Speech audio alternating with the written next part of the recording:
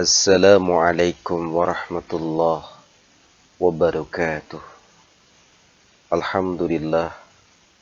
Wassalatu wassalamu ala rasulillah Sayyidina Muhammadin wa ala alihi wa sahbihi ajma'in. Amma ba'd.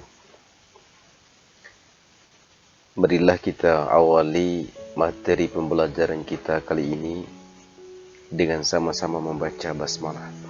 Bismillahirrahmanirrahim.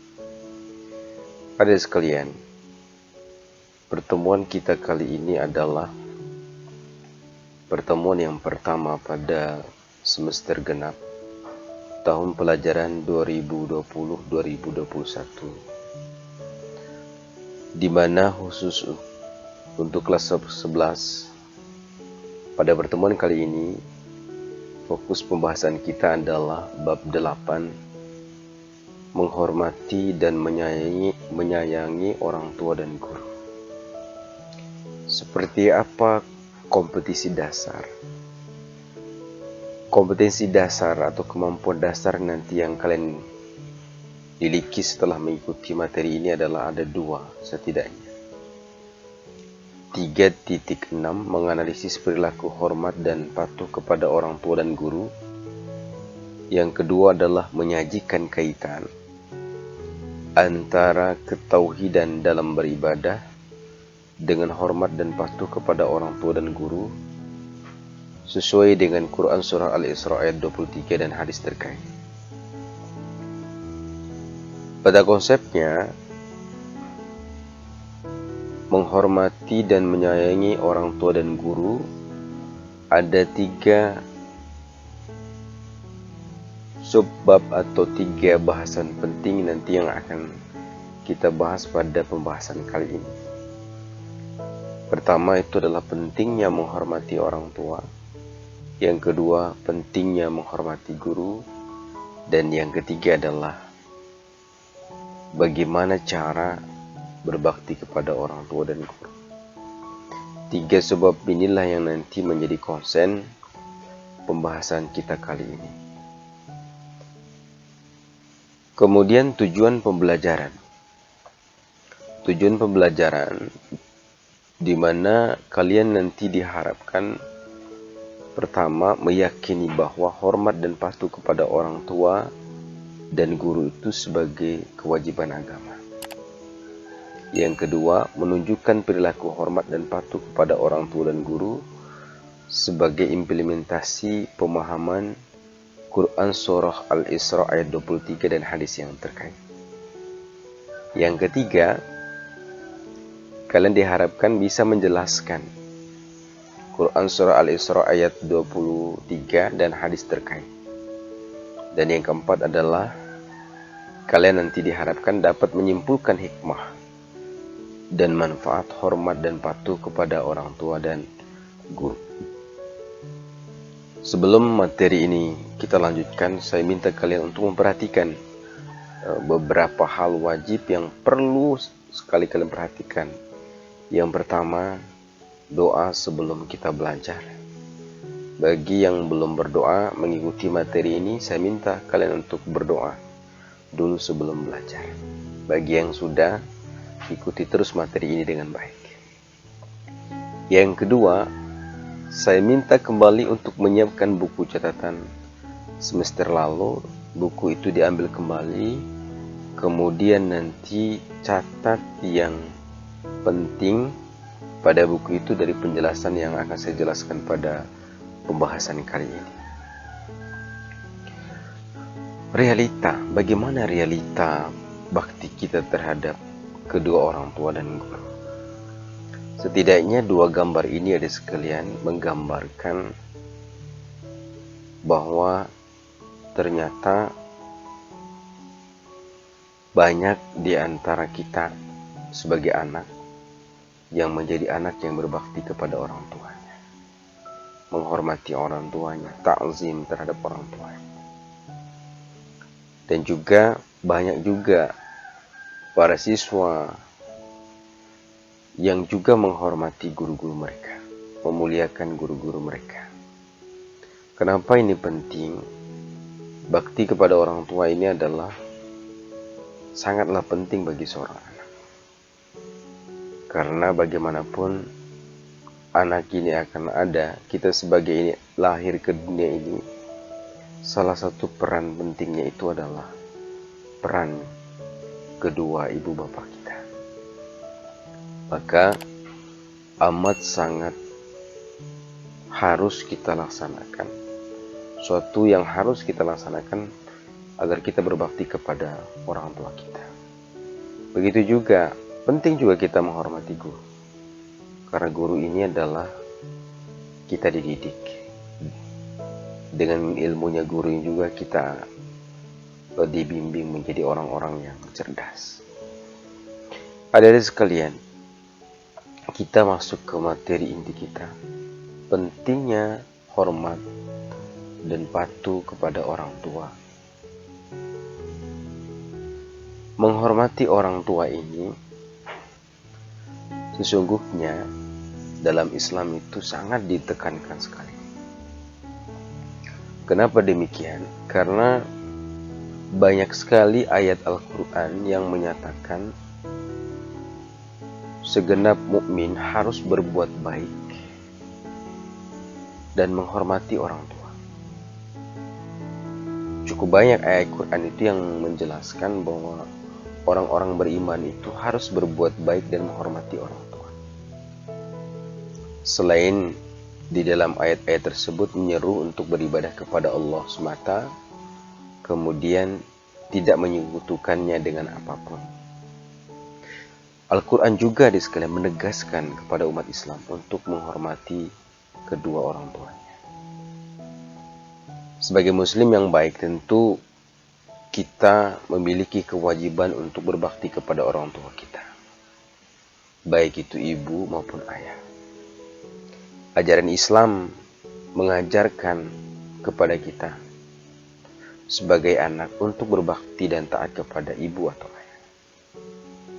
Sebagaimana Allah Subhanahu wa taala menjelaskan dalam beberapa ayat, salah satu di antaranya ada sekalian adalah Quran surah Al-Isra ayat 23. Allah katakan, wa qadha rabbuka alla ta'budu illa iyyahu wa bil walidaini ihsana.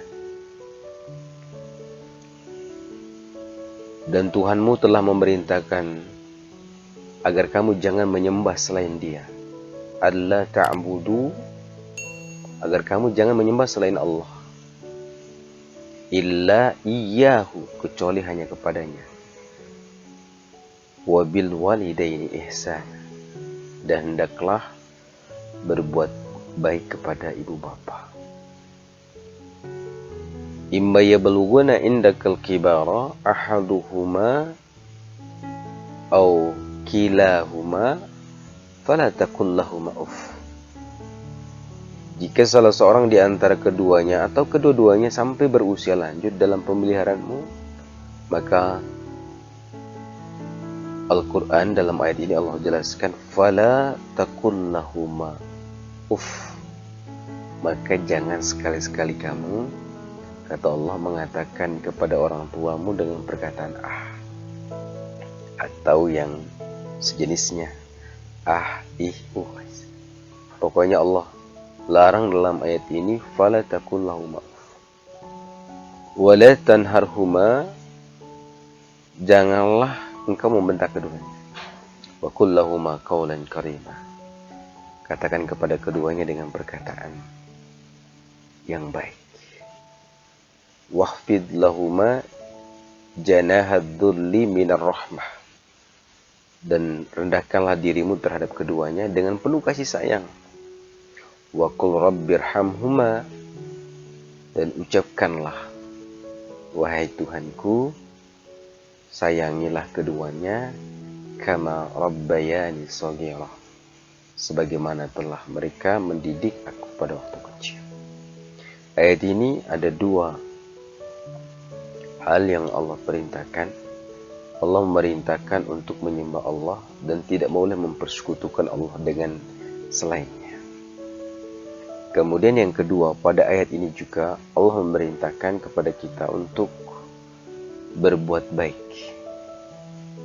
kepada kedua orang tua. Wabil walidaini ihsana. Dalam ayat ini juga diatur bagaimana adab kita terhadap orang tua. Apa adabnya yang Allah ajarkan dalam ayat ini? Jika kedua orang tua kita itu lanjut usia mereka, ya, maka jangan sekali-kali kita berkata ataupun sejenisnya. Wala tanharhuma. Yang kedua, tidak boleh kita membentak keduanya. Wa qul lahuma qawlan karima. Katakanlah kepada kedua orang tua kita itu dengan perkataan yang baik, perkataan yang sopan, perkataan yang lembut. Ayat ini, pada ayat 23, Allah perintahkan dua hal: menyembah Allah, tidak boleh mempersekutukannya. Yang kedua adalah berbuat baik terhadap orang tua. Kemudian pada ayat ini lanjutannya Allah melarang kita dua hal. Tidak boleh berkata terhadap orang tua, dan yang kedua adalah tidak boleh kita membentak keduanya. Kemudian hendaklah kita berkata lemah lembut, sopan terhadap orang tua kita. Itu diantara ayat Allah dalam Quran surah Al-Isra ayat 23 ini. Allah jelaskan, yang menjelaskan kepada kita bahwa untuk melakukan berbakti kepada orang tua, kemudian berkata kepada mereka dengan perkataan yang lembut dan sopan. Kemudian ada sekalian, seorang anak juga penting. Kita sebagai orang yang juga penting meminta doa dari kedua orang tua kita. Apalagi setiap kita ada niat, keinginan, atau mungkin ada cita-cita yang mau kita raih. Penting kita adalah meminta doa restu dari Allah. Sebab restunya orang tua itu adalah restunya Allah. Orang yang berbakti kepada orang tuanya, doanya akan lebih mudah dikabulkan Allah. Salah satu penyebab doa itu istijabah, doanya dikabulkan Allah adalah dia berbakti kepada orang tuanya. Apalagi kita misalnya menginginkan sesuatu, mencari ilmu, ingin mudah mendapatkan pekerjaan, ataupun mencari jodoh. Salah satu kunci pentingnya adalah mendapat restu daripada orang tua. Nabi Shallallahu Alaihi Wasallam itu menjelaskan dalam hadis, di mana hadis ini diriwayatkan oleh Imam Baihaqi. Rasulullah Shallallahu Alaihi Wasallam bersabda, ridallahi fi ridal walidain, wa sukhtullahi fi sukhtil walidain. Ridallahu fi ridal walidain. Ridha Allah itu terletak pada ridha orang tua. Wa sukhtullahi fi sukhtil walidain. Murka Allah itu juga, kata Rasulullah, terletak pada kemurkaan kedua orang tua. Dalam hadis yang lain juga Rasulullah SAW bersabda tentang pentingnya itu berbakti kepada kedua orang tua. Nabi Shallallahu Alaihi Wasallam bersabda, An Abdillah radhiyallahu anhu qala sa'altu Nabi Shallallahu Alaihi Wasallam. Hadis ini adalah sanadnya dari Abdillah radhiyallahu anhu, di mana dia bertanya kepada Rasulullah Shallallahu Alaihi Wasallam. Apakah pertanyaan Abdillah radhiyallahu anhu kepada Rasulullah? Ayul amali ahabbu ilallah. Ya Rasulullah, amalan apakah yang paling dicintai oleh Allah? Qal, Rasulullah SAW bersabda, as-salatu ala waqtiha. Salatlah kamu tepat pada waktu. Qala summa ayyun. Kemudian Abdillah bertanya lagi kepada Rasulullah, kemudian apa lagi ya Rasulullah? Qal, Rasulullah SAW bersabda, birrul walidain, berbakti kepada orang tua. Qala summa ayyun. Kemudian apa lagi ya Rasulullah? Rasulullah SAW bersabda, al-jihadu fi sabilillah. Kemudian jihad di jalan Allah. Jadi 3 amalan ini, amalan yang mendatangkan mahabbah, cinta Allah kepada diri kita sebagai seorang anak. Salah satu amalan yang mendatangkan mahabbah, cinta Allah itu adalah birrul walidain. Seorang anak itu dia harus bakti kepada kedua orang tua. Bahwa birrul walidain itu adalah bakti. Maknanya itu adalah berbakti kepada kedua orang tua. Tidak hanya sekedar berbuat ihsan, baik saja. Akan tetapi birrul walidain. Jadi birrul walidain itu artinya memiliki bakti. Bakti itu pun bukanlah balasan setara jika dibandingkan dengan kebaikan yang telah diberikan oleh orang tua.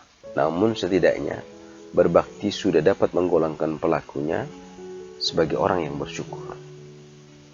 Imam Az-Zahabi menjelaskan bahwa birrul walidain ini hanya dapat direalisasikan dengan memenuhi 3 bentuk kewajiban. Yang pertama, kewajiban anak itu adalah mentaati segala perintah orang tua, kecuali perintah itu adalah dalam maksiat. Selama perintah itu mengarah kita kepada kebaikan, orang tua kita memerintahkan kita untuk berbuat baik, selama itu pula kita wajib mentaati orang tua kita. Tapi kalau orang tua kita mengajak kepada kemaksiatan, selama itu pula kita tidak boleh menuruti mereka. Yang kedua, bentuk kewajiban yang kedua adalah menjaga amanah harta yang dititipkan orang tua atau diberikan oleh orang tua. Ini hari ini kita lihat, ya, tidak sedikit anak menjual amanah harta yang telah dititipkan oleh orang tua. Tidak sedikit juga di antara kita yang tidak amanah terhadap apa yang orang tua kita telah wariskan. Maka kalau saat ini kita memiliki harta warisan orang tua, jaga itu dengan baik.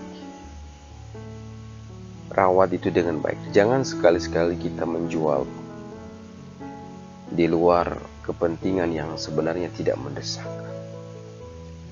Maka jaga itu dengan baik, merupakan bentuk kewajiban kita sebagai anak terhadap kedua orang tua kita. Yang ketiga adalah Imam Az-Zahabi mengatakan membantu menolong orang tua bila mereka membutuhkan. Ketika orang tua kita butuh, wajib kita membantu. Karena itu adalah bagian bentuk daripada kewajiban kita terhadap mereka. Lalu apa saja hikmah berbakti kepada orang tua? Hikmah berbakti kepada orang tua ini setidaknya ada 5. Yang pertama itu berbakti kepada orang tua merupakan amalan yang paling utama. Afdalul a'mal. Seutama-utamanya amalan itu adalah berbakti kepada orang tua. Yang kedua, apabila orang tua kita ridho atas apa yang kita berbuat, maka Allah pun pasti akan ridho terhadap kita. Hikmah yang ketiga adalah berbakti kepada orang tua dapat menghilangkan kesulitan yang sedang dialami oleh diri kita dengan cara bertawasul dengan amal soleh tersebut. Yang keempat hikmahnya adalah berbakti kepada orang tua, insya Allah akan diluaskan rezeki, kemudian dipanjangkan umur. Dan yang kelima, berbakti kepada orang tua dapat menjadikan kita dimasukkan ke dalam jannah, surga yang telah Allah sediakan. Jadi, sekalian, hikmahnya setidaknya 5 ini. Ketika kita berbakti kepada orang tua, kita menghargai mereka, menghormati mereka, maka insya Allah Allah akan ridho terhadap kita. Insya Allah Allah akan hilangkan kesulitan kita. Insya Allah Allah akan luaskan rezeki dan dipanjangkan umur kita. Insya Allah juga Allah akan masukkan kita ke dalam surganya. Kemudian yang berikutnya adalah pentingnya hormat dan patuh kepada guru. Guru adalah orang yang mengajarkan kita berbagai ilmu pengetahuan. Guru juga mendidik kita sehingga menjadi orang yang mengerti dan dewasa. Setinggi pangkat dan kedudukan seseorang, tetaplah ia seorang pelajar yang pernah berhutang kepada gurunya. Kalau ada saat ini yang jabatannya dia seorang bupati, seorang gubernur, bahkan presiden dan menteri pun, bahwa ketahuilah, sesungguhnya dia adalah dulunya seorang pelajar yang pernah berhutang kepada gurunya yang pernah mendidiknya. Guru pula, adik sekalian, adalah orang yang mengetahui ilmu, alim, atau disebut dengan ulama. Dialah orang yang takut kepada Allah Subhanahu wa Ta'ala. Sebagaimana Allah jelaskan di dalam Al-Quranul Karim, Allah katakan, "Wa minan nasi wad-dawabi wal an'am mukhtalifun alwanuhu kadzalik innama yakhshallaha min ibadihi al-ulama innallahu azizun ghafur." Allah katakan, dan demikian pula di antara manusia, makhluk bergerak yang bernyawa, dan hewan-hewan ternak, ada yang bermacam-macam warnanya dan jenisnya. Allah katakan apa? Innama yakhshallahu min ibadihil ulama. Di antara hamba-hamba Allah yang takut kepadanya adalah hanyalah para ulama. Mereka adalah para guru-guru kita. Sesungguhnya Allah Maha Perkasa lagi Maha Pengampun. Jadi adik sekalian, ayat ini menjelaskan bahwa derajat seorang guru itu begitu tinggi di hadapan Allah karena ilmu yang mereka miliki.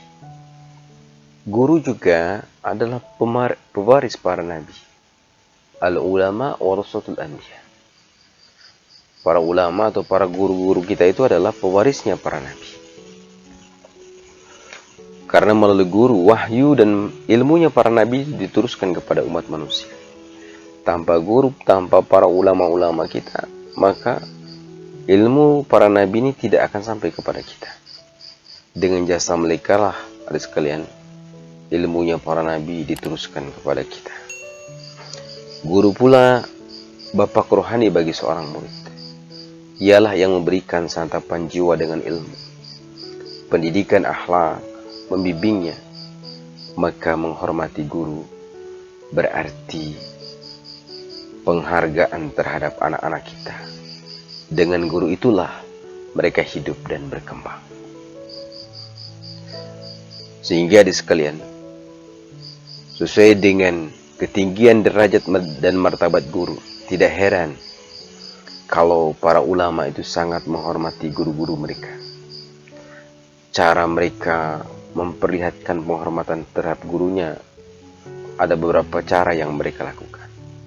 Yang pertama, perilaku mereka terhadap gurunya adalah merendah diri terhadap gurunya, meskipun ilmu sudah lebih banyak ketimbang gurunya. Mereka tawadhu di hadapan guru mereka. Yang kedua, mereka mentaati setiap arahan serta bimbingan gurunya. Misalnya seorang pasien yang tidak tahu apa-apa tentang penyakitnya, hanya mengikuti arahan seorang dokter pakar yang mahir. Begitulah ibarat seorang guru. Mereka juga, para ulama-ulama kita, mereka juga senantiasa berhikmat untuk guru-guru mereka dengan mengharapkan balasan pahala serta kemuliaan di sisi Allah Subhanahu wa Ta'ala. Mereka berhikmat. Mereka sangat menghormati guru-guru mereka, ada sekalian. Yang keempat, mereka memandang guru-guru mereka dengan perasaan penuh hormat dan ta'zim, memuliakan para guru mereka. serta mempercayai bahwa kesempurnaan ilmu yang dimiliki oleh gurunya. Ini lebih membantu pelajar untuk memperoleh manfaat dari apa yang disampaikan oleh guru mereka. Jadi hormat dan ta'zim terhadap guru ini adalah salah satu cara untuk memperoleh ilmu yang bermanfaat yang disampaikan oleh gurunya. Ilmunya barokah insya Allah. Jadi adik sekalian, dengan menghormati guru ini kita akan mendapatkan berbagai keuntungan. Di antaranya yang pertama adalah ilmu yang kita peroleh akan menjadi berkah dalam kehidupan kita insya Allah. Berkah ilmunya. Ada kebaikan dalam ilmu kita itu insya Allah. Yang kedua, akan lebih mudah menerima pelajaran yang disampaikannya. Ya. Yang ketiga, ilmu yang diperoleh dari guru akan menjadi manfaat bagi orang lain insya Allah. Dan yang keempat, akan selalu didoakan oleh guru mereka. Guru-guru itu akan mendoakan mereka. Yang kelima, akan membawa berkah, kemudian memudahkan urusan, dianugerahi nikmat yang lebih dari Allah. Yang keenam, seorang guru tidak selalu di atas muridnya. Ilmu dan kelebihan itu merupakan anugerah Allah Subhanahu wa Ta'ala. Akan memberikan anugerahnya kepada orang-orang yang dikehendakinya. Jadi inilah keuntungan-keuntungan bagi mereka yang ta'zim, bagi mereka yang memuliakan guru mereka, bagi mereka yang taat terhadap guru-guru mereka. Lalu bagaimana cara berbakti kepada orang tua dan guru? Cara berbakti kepada orang tua, terutama orang tua yang masih hidup, adalah taat terhadap apa yang mereka perintah. Setiap perintah yang mana perintah itu adalah penuh dengan kebaikan. Tidak ada cara lain adalah kita mentaati kedua orang tua kita. Dan selalu mendoakan mereka agar diberikan panjang umur. Orang tua yang telah meninggal, bagaimana bakti kita? Apakah masih ada bakti terhadap mereka? Masih. Ketika mereka sudah wafat, kemudian jenazahnya itu kita urus, kita rawat jenazahnya. Lakukan 4 kewajiban terhadap jenazah guru kita, jenazah orang tua kita. Kemudian melaksanakan wasiat orang tua, menyelesaikan hak Adam yang ditinggalkannya. Kalau ada utangnya, selesaikan utang orang tua itu. Menyambung silaturahmi kepada kerabat dan teman-teman dekatnya. Kemudian melanjutkan cita-cita luhur yang dirintisnya, atau menepati janji kedua ibu bapaknya. Dan terakhir adalah selalu mendoakan kedua orang tuanya. Sedangkan cara berbakti kita kepada guru, antara lain adalah menghormati, memuliakan guru kita, mengikuti nasihat, kemudian tidak menceritakan keburukan guru kita. Tidak boleh sekali-sekali kita membuka aib daripada guru-guru kita. Dan terakhir adalah mengamalkan ilmu yang diberikan oleh guru kita. Adik sekalian, demikianlah mungkin materi ini tentang menghormati orang tua, berbakti kepada orang tua, dan menghormati guru. Mudah-mudahan dengan materi ini kalian bisa paham dan jelas saya sampaikan. Kalau misalnya dari materi yang saya jelaskan ini masih ada juga yang belum paham, ya silakan nanti memberikan pertanyaan dan share pertanyaan kalian adalah di WA grup kelas, atau mungkin kirim saja ke WA gurunya.